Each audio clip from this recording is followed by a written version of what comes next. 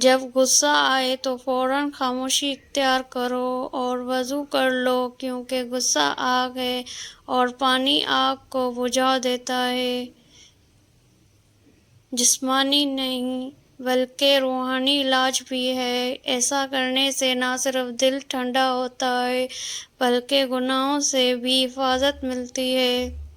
سادہ لباس، صاف جسم اور خوشبو ضروری ہے۔ جس انسان کا لباس صاف ہو اس کا دل بھی صاف رہتا ہے۔ وہ ہمیشہ سادہ مگر خوشبودار لباس پہنتے ہیں۔ خوشبو انسان کے اخلاق کو نرم کرتی ہے۔ یہی وجہ ہے کہ حضور صلی اللہ علیہ وسلم بھی خوشبو کو پسند فرمایا کرتے تھے۔ سورج نکلنے کے بعد چند لمحے خاموش بیٹھنا۔ وقت سب سے بڑی دولت ہے، اس کو ضائع نہ کرو۔ ماں باپ کی دعا سب سے قیمتی خزانہ ہے۔ دل کو ہمیشہ اللہ کے ذکر سے آباد رکھو، ورنہ دنیا کی رنگ رنگیاں اسے ویران کر دیں گی۔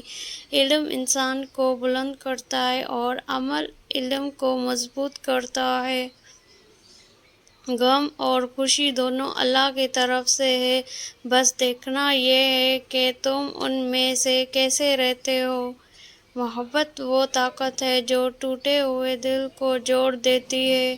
جب تم دعا کرتے ہو تو یہ نہ سوچو کہ کب قبول ہوگی، بس یقین رکھو کہ اللہ سن رہا ہے۔